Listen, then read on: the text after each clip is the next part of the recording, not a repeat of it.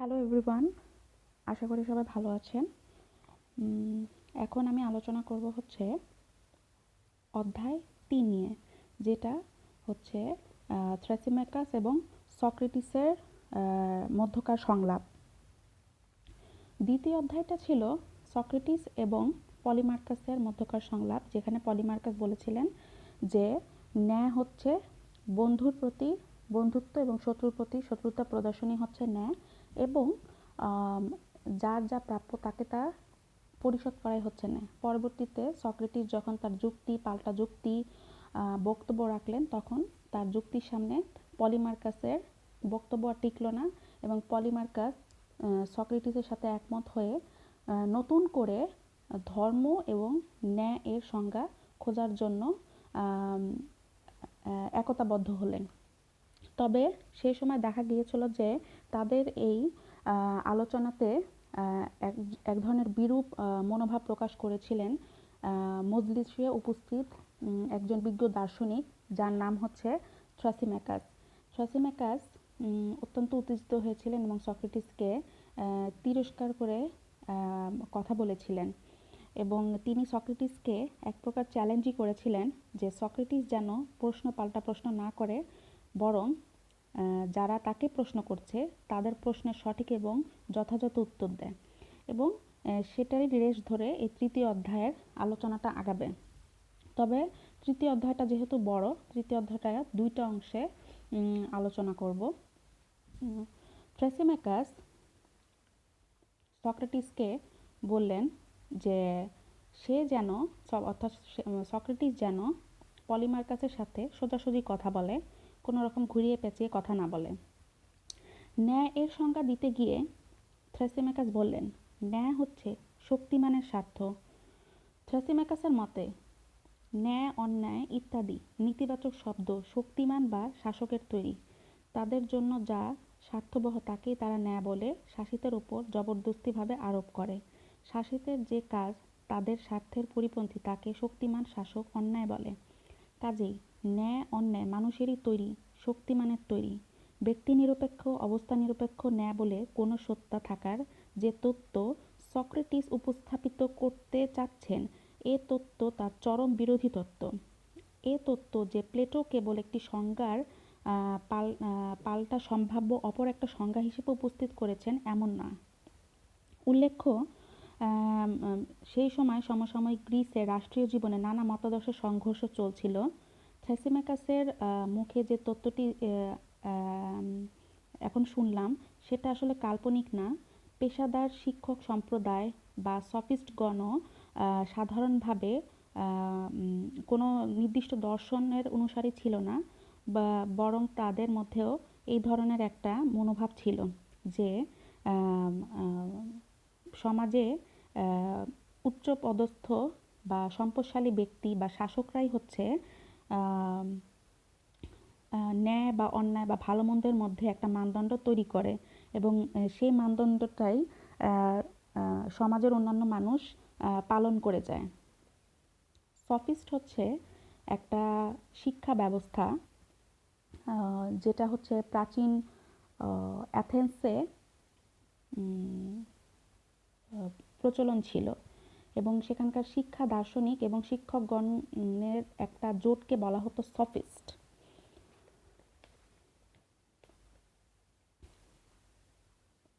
তো যাই হোক, এখন হচ্ছে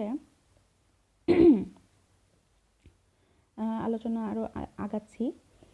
এই সফিস্টগণরা সামাজিক এবং রাষ্ট্রীয় তত্ত্বসমূহের তারা যে শুধু সমালোচনা করত এটা না, এটার বিরুদ্ধে আর কি কি ধরনের অভিমত তৈরি হতে পারে বা তৈরি করা যায় সে বিষয়ে কিন্তু তারা কাজ করত, এবং এই অভিমতগুলা তারা সমাজের যারা বোধগম্য ব্যক্তি ছিল, অর্থাৎ যাদের বুদ্ধিমত্তা অন্যান্য মানুষদের থেকে তুলনামূলক ভালো ছিল, তাদের নিকট এটা পৌঁছে দিত। থ্রেসিমেকাসের মুখে ন্যায়ের প্রশ্নে প্লেটো সফিস্টদের প্রচলিত তত্ত্বকে প্রকাশ করেছিলেন। তখন থ্রেসিমেকাসের মতে ন্যায় হচ্ছে দুর্বলকে শোষণের জন্য করা শক্তিমানের কৌশল, কিংবা শক্তিমানকে প্রতিরোধের জন্য দুর্বলের জোট। এখানে আসলে একটা খুব ইম্পর্ট্যান্ট জিনিস থ্রেসিমেকাস তুলে ধরেছিলেন, সেটা হচ্ছে আহ, সমাজে সবসময় যে শাসকরাই শক্তিমান হয় এমন কিন্তু না। অনেক সময় আহ, শোষিত যে জনগোষ্ঠী সেটাও কিন্তু একটা পর্যায়ে এসে শক্তিমানের ভূমিকা পালন করে। সেই সময়টা হচ্ছে যখন শাসকের তুলনায় শোষিতদের জোটটা বড় হয়ে যায়।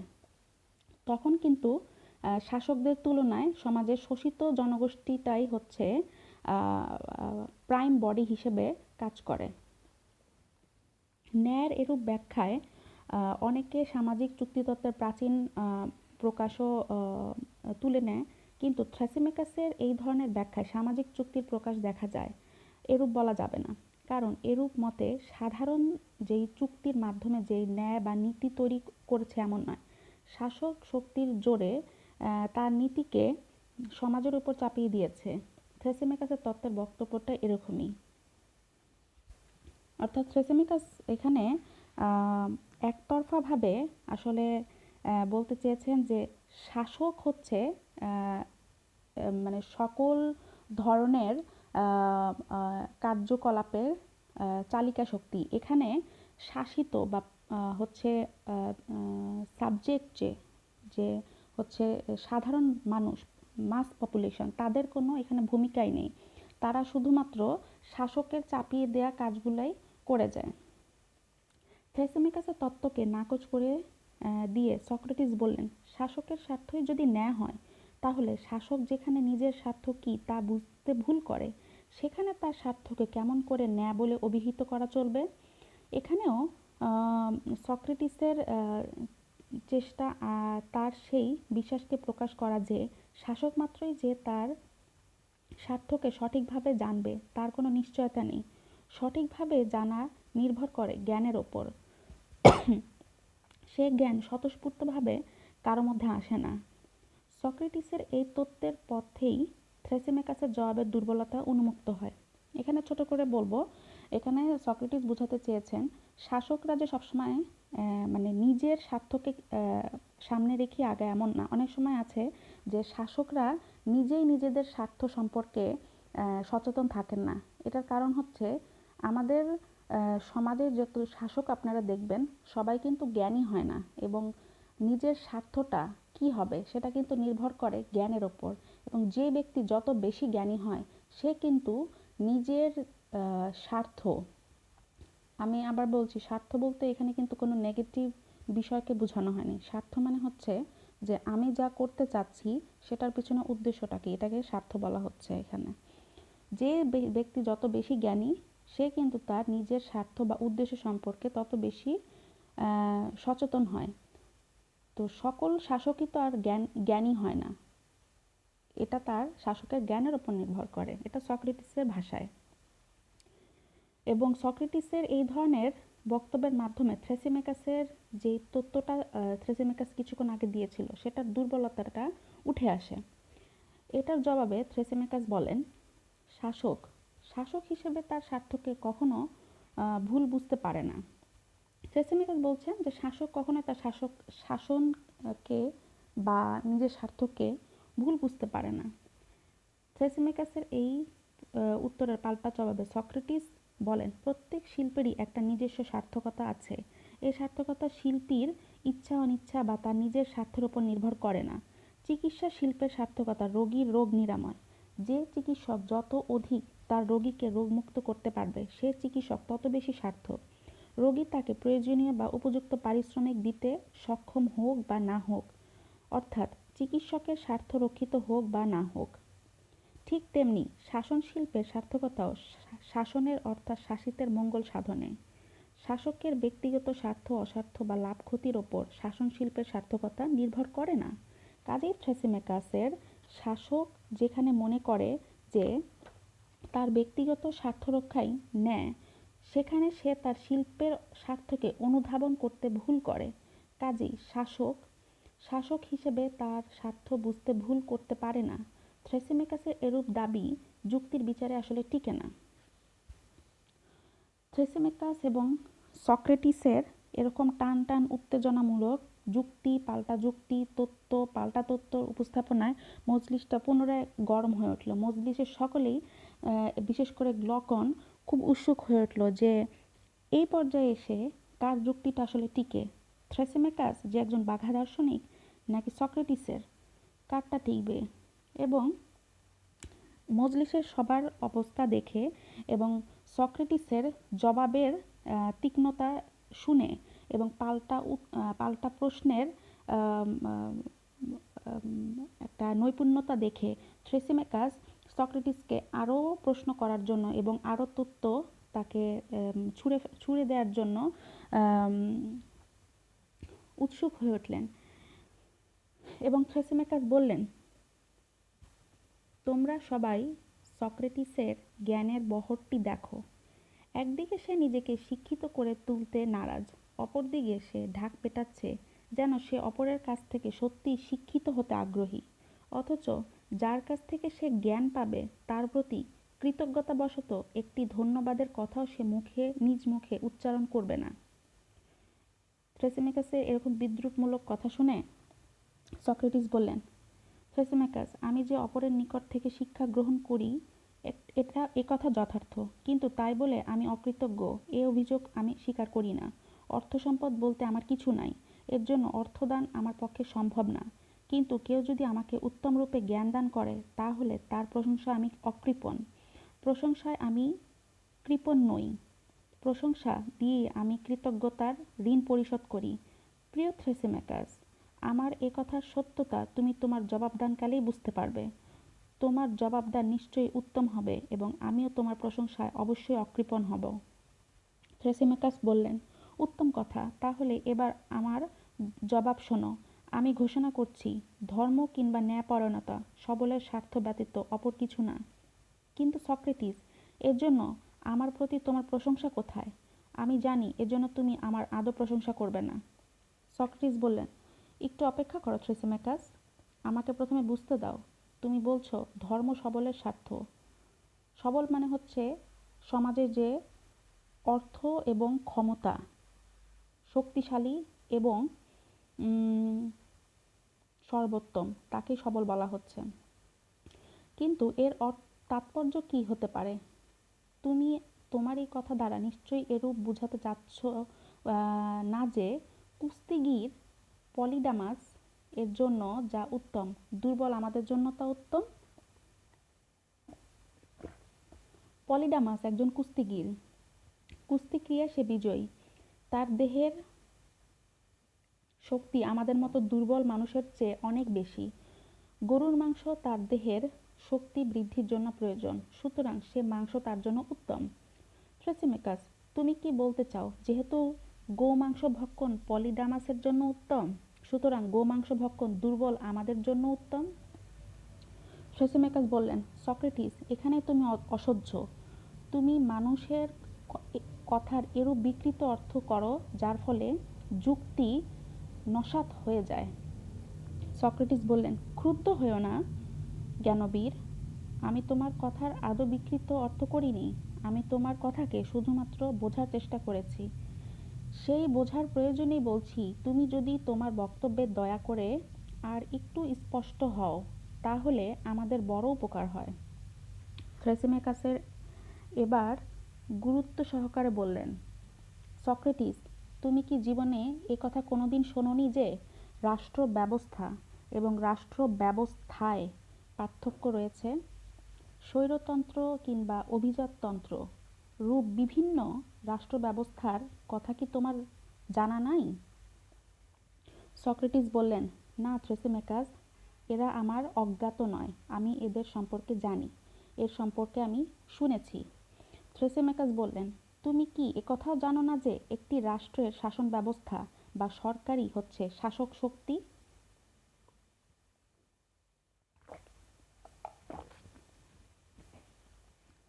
সক্রেটিস বললেন, হ্যাঁ অবশ্যই, সেই হচ্ছে শাসক শক্তি। থ্রেসিমেকাস আবার বললেন, আর বিভিন্ন রাষ্ট্র ব্যবস্থার বিভিন্ন শাসন ব্যবস্থা তাদের আপন আপন স্বার্থ অনুযায়ী তাদের আইন কানুন বিধি ব্যবস্থাকে গণতান্ত্রিক, অভিজাততান্ত্রিক কিংবা স্বৈরতান্ত্রিক রূপ দান করে, অথচ এই আইন কানুন বা বিধি ব্যবস্থাকেই তারা ধর্ম বা ন্যায়পরায়ণতা বলে অভিহিত করে। নিজেদের স্বার্থে রচিত এই বিধি ব্যবস্থাকে তারা ধর্ম বলে তাদের শাসিত নাগরিকদের নিকট উপস্থাপিত করে। নাগরিকদের মধ্যে কেউ যদি তাদের বিধানকে লঙ্ঘন করে তাহলে তাকে তারা বিধান ভঙ্গকারী এবং অন্যায়কারী বলে দণ্ডদান করে। এর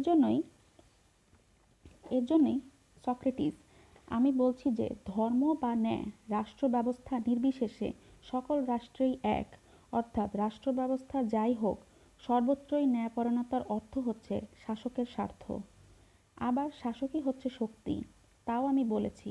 কাজেই এ কথা থেকে আমার যুক্তিসঙ্গতভাবে এরূপ সিদ্ধান্তে আসতে পারি যে ন্যায়পরায়ণতা শক্তিমানেরই স্বার্থ। সক্রেটিস বললেন, থ্রেসিম্যাকাস, এবার আমি তোমায় বুঝতে পারছি।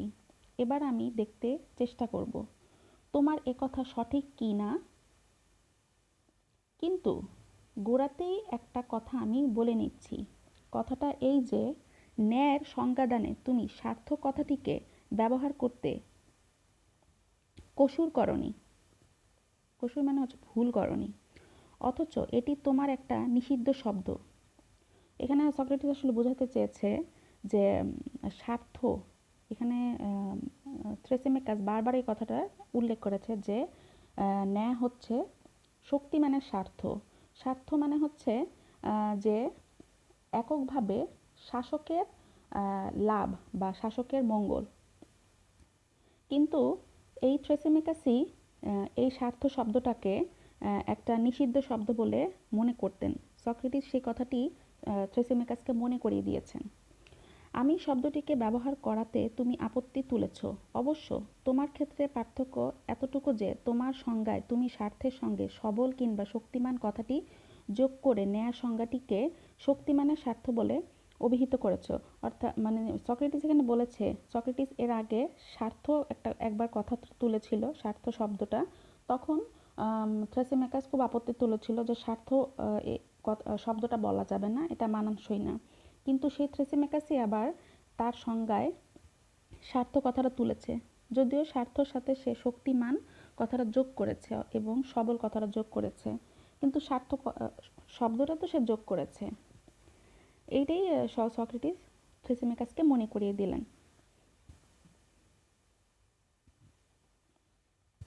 থ্রেসিমেকাস বললেন, হ্যাঁ তা আমি করেছি, কিন্তু সেই সামান্য যোগটুকুতে তোমার আপত্তির কোনো কারণ থাকতে পারে না সক্রেটিস। সক্রেটিস বললেন, তোমার যোগটুকু ছোট কি বড় সেটি আসল কথা না। আমাদের এখন দেখতে হবে তুমি যা বলছো সে কথা সত্য কিনা। ধর্ম বা ন্যায় যে এক প্রকার স্বার্থ সে সম্পর্কে তুমি এবং আমি উভয়ই একমত। অবশ্য স্বার্থের সঙ্গে তুমি শক্তির যে যোগ সাধন করেছ সেটি যথার্থ কিনা সে সম্পর্কে আমি এখনো নিশ্চিত নই। এ সম্পর্কে অধিকতর বিচার আমার প্রয়োজন। থ্রেসিমেকাস বললেন, বেশ, তাহলে তাই করো। সক্রেটিস বললেন, হ্যাঁ, সে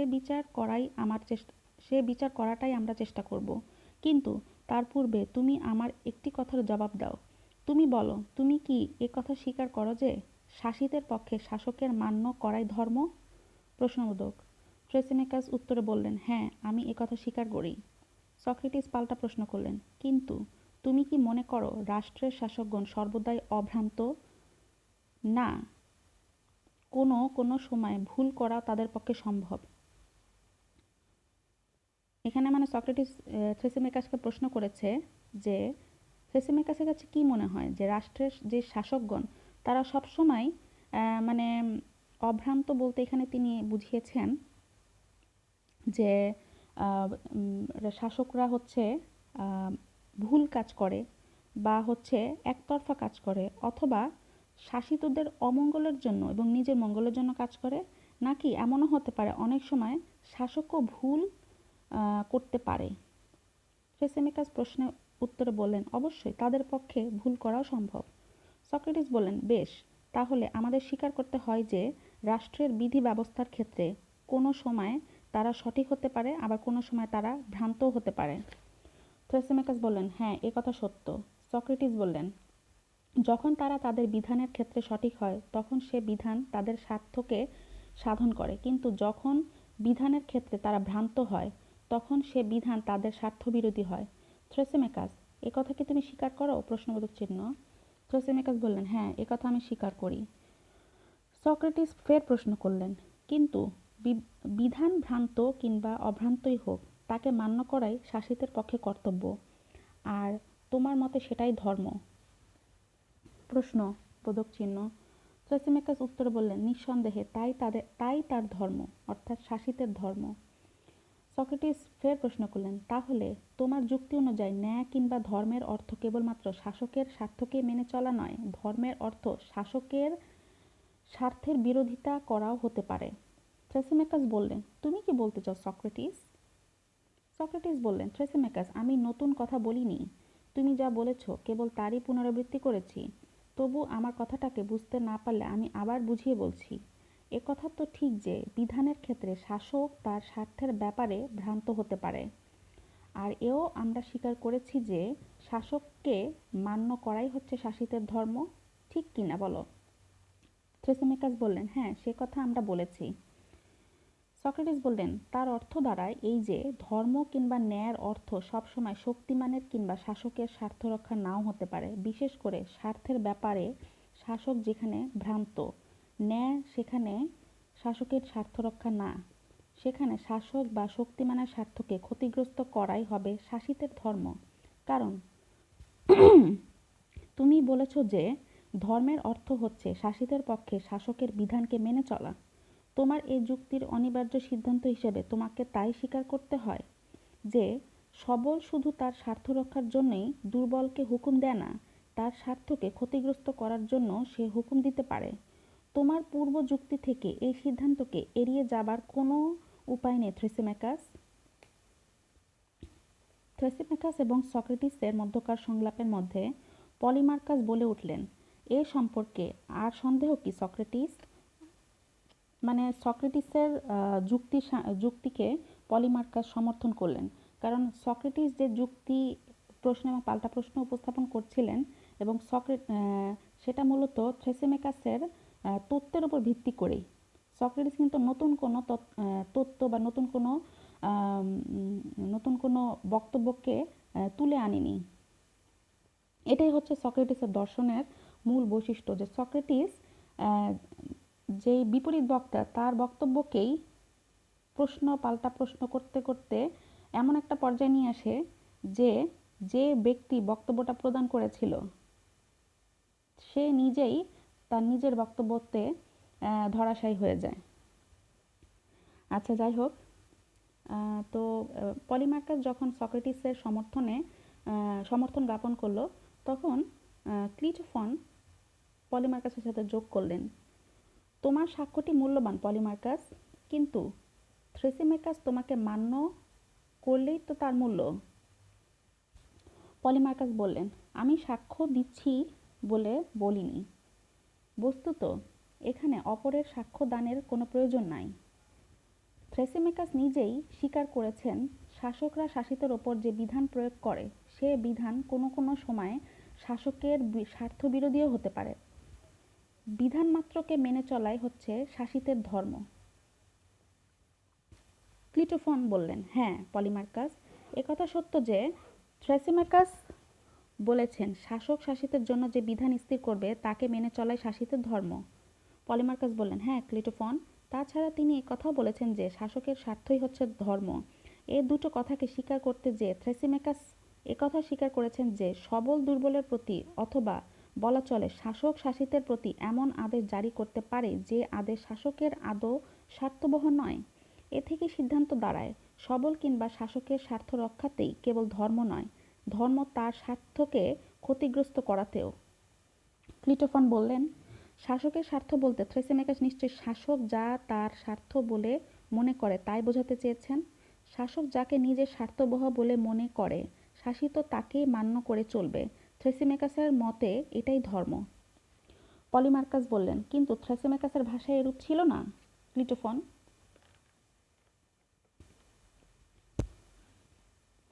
সক্রেটিস বললেন, এ পর্যায়ে তাতে কিছু যায় আসে না পলিমার্কাস।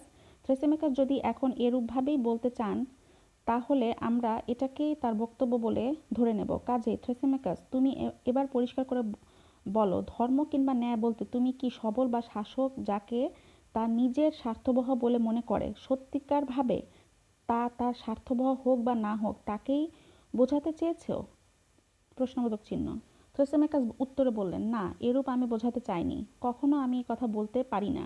তুমি কি মনে করো যে নিজে ভ্রান্ত তাকে আমি অভ্রান্ত বলে অভিহিত করতে পারি?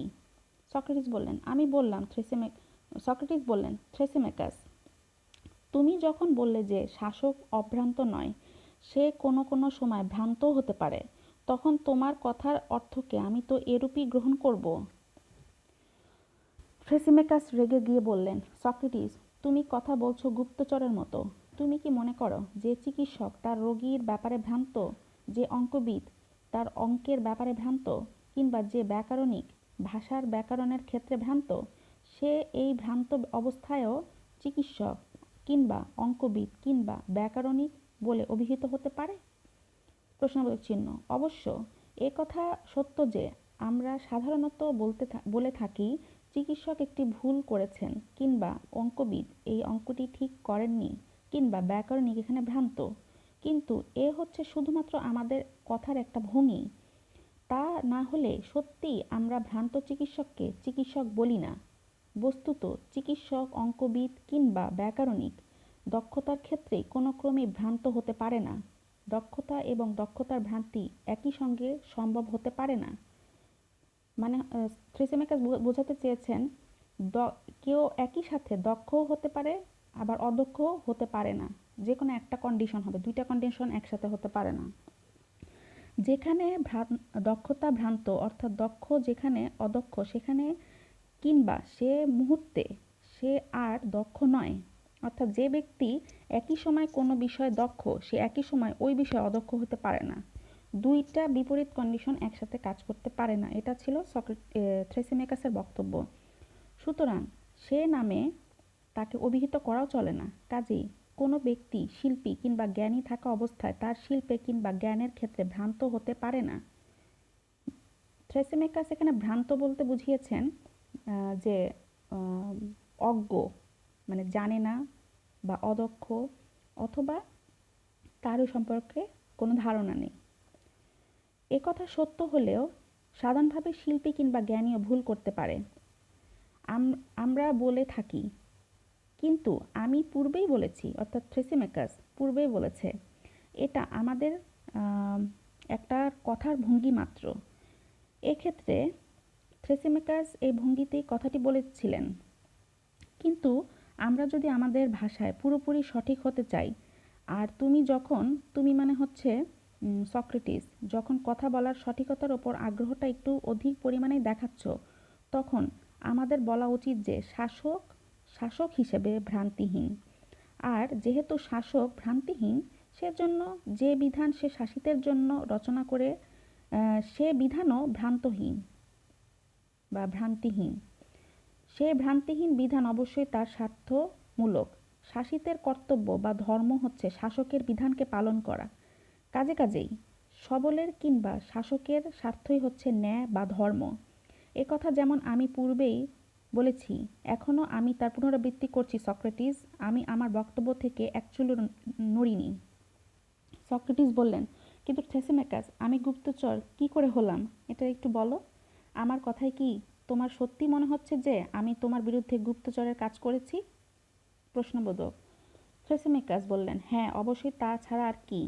সক্রেটিস বললেন, তুমি কি মনে করো যুক্তির মধ্যে তোমাকে আঘাত করার উদ্দেশ্য নিয়ে আমি তোমাকে এই প্রশ্নগুলো জিজ্ঞেস করেছি?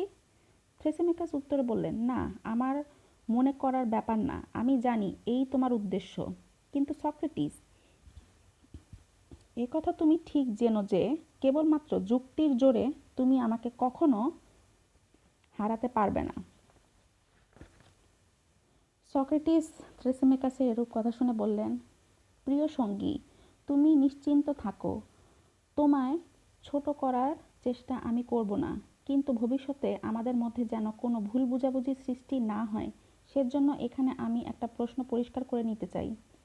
থ্রেসিমেকাস, তুমি আমায় বলো, তুমি কোন অর্থে শাসককে সবলতর কিংবা শাসক বলতে চাচ্ছ?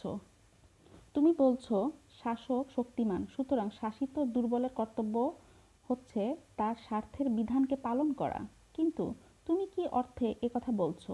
কথাটি কি তুমি জনপ্রিয় বা সাধারণ অর্থে বলছো, না শাসক কথাটির সঠিক অর্থে বলছো?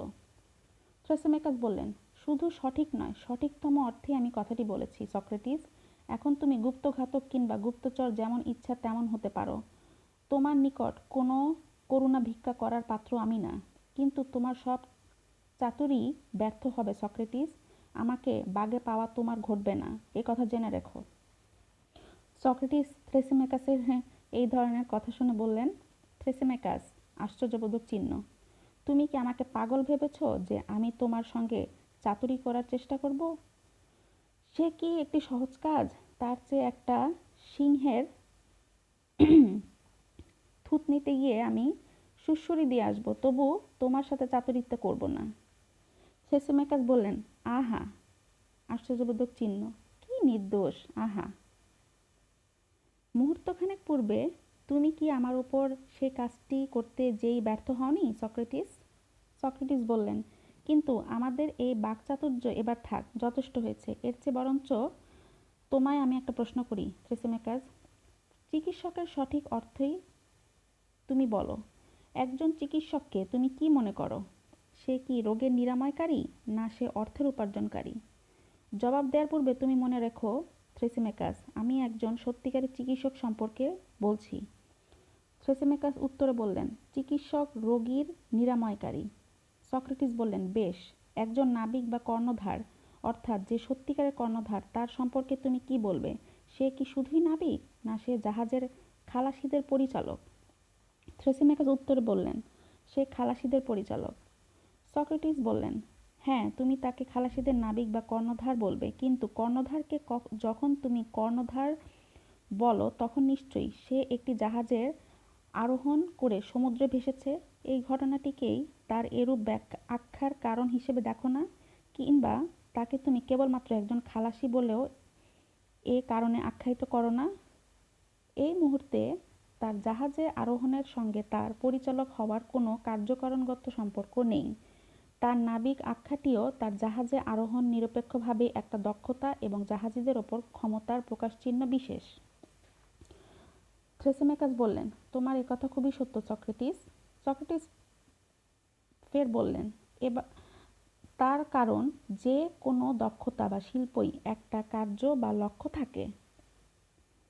প্রশ্নবোধক। থ্রেসিমেকাস বললেন, অবশ্যই। এই লক্ষ্য অর্জনের চেষ্টা করা তার কর্তব্য। সক্রেটিস ফের প্রশ্ন করলেন, শিল্পের লক্ষ্য নিশ্চয়ই সম্পূর্ণতা, সম্পূর্ণতা ব্যতীত তার লক্ষ্য অপর কিছুতে নিবদ্ধ হতে পারে না, তাই নয় কি থ্রেসিমেকাস? থ্রেসিমেকাস উত্তরে বললেন, তুমি কি বলতে চাইছো সক্রেটিস? সক্রেটিস বললেন, থ্রেসিমেকাস, আমার কথাটিকে আমি দেহের দৃষ্টান্ত দিয়ে হয়তো তোমাকে বোঝাতে পারবো। ধরো, তুমি আমাকে জিজ্ঞেস করলে, দেহের মধ্যে কি কোনো অভাববোধ আছে, না দেহ অভাবহীন, স্বয়ংসম্পূর্ণ? তোমার সে প্রশ্নের জবাবে নিশ্চয়ই আমি বলবো, দেহের মধ্যে অবশ্যই অভাববোধ রয়েছে, কারণ দেহ অসুস্থ হলে তার নিরাময়ের আবশ্যক হয়। তার এই নিরাময়ের লক্ষ্য নিয়েই তৈরি হয় চিকিৎসা শিল্প। দেহের অসুস্থতাতেই যে নিরাময় শিল্পের উদ্ভব, এ কথা নিশ্চয়ই তুমি স্বীকার করবে? প্রশ্নবোধক চিহ্ন। থ্রেসিমেকাস বললেন, হ্যাঁ, এ কথা আমি স্বীকার করি। নিরাময় শিল্পের সূত্রপাত অবশ্যই দেহের অসুস্থতায়। সক্রেটিস উত্তরে বললেন, কিন্তু থ্রেসিমেকাস, শিল্পের ক্ষেত্রে ব্যাপারটা কি হবে? অভাবের বিষয়টিকে আরও পরিষ্কার করে বলা যায়। আমাদের চোখের দৃষ্টিশক্তির অভাব হতে পারে, তেমনি আমাদের কানের শ্রবণ শক্তির অভাব ঘটতে পারে। এর জন্য আমাদের চোখ বা কান অভাবহীন না। তাদের এই অভাব পূরণের জন্য, অর্থাৎ দৃষ্টিশক্তি কিংবা শ্রবণ শক্তি লাভের জন্য তাদের নির্ভর করতে হয় নিরাময় শিল্পের ওপর। আমার প্রশ্ন হচ্ছে থ্রেসিমেকাস, চোখের ন্যায় কিংবা আমাদের কানের ন্যায় শিল্পের মধ্যেও কি অনুরূপ কোনো অভাব সম্ভব? এমন কি সম্ভব যে একটি শিল্প কোনো একটি বিশেষ বিষয় ত্রুটিপূর্ণ হতে পারে, আর তার এই ত্রুটি পূরণের জন্য তাকে ভিন্নতর আর এক শিল্পের দ্বারস্থ হতে হয়? শুধু এখানেই শেষ না।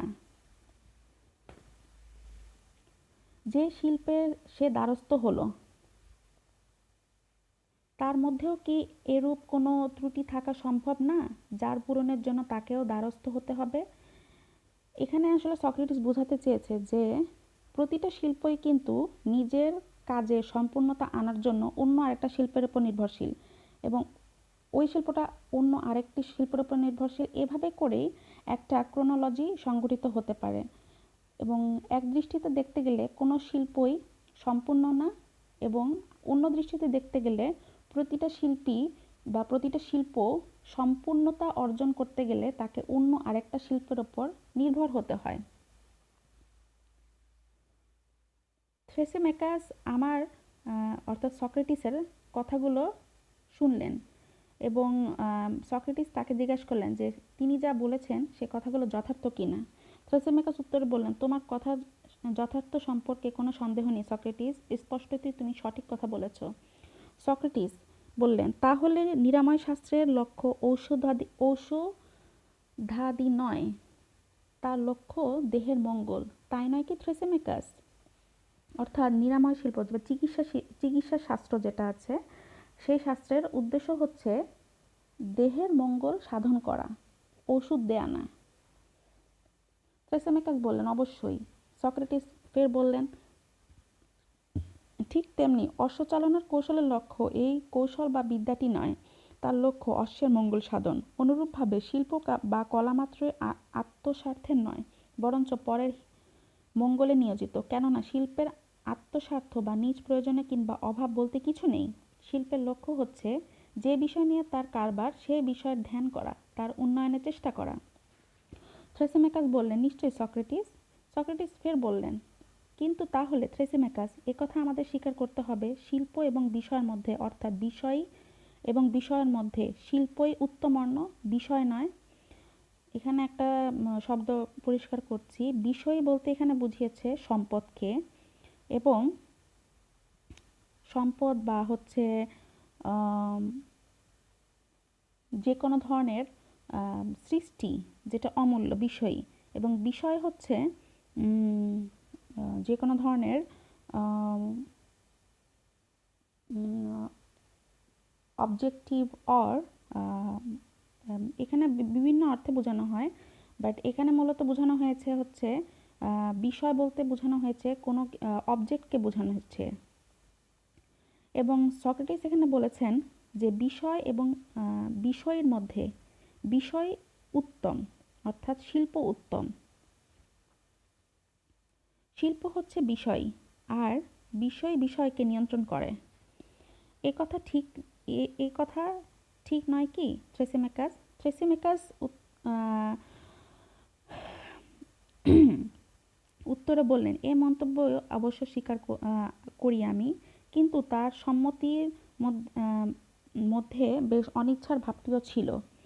সক্রেটিস বললেন, তাহলে কোনো শিল্প বা বিজ্ঞানী তার নিজের চেয়ে শক্তিমান কারোর স্বার্থ সাধন করে না, তার লক্ষ্য হচ্ছে দুর্বলতরের স্বার্থই সাধন করা। থ্রেসিমেকাসকে এ কথা বলার পরে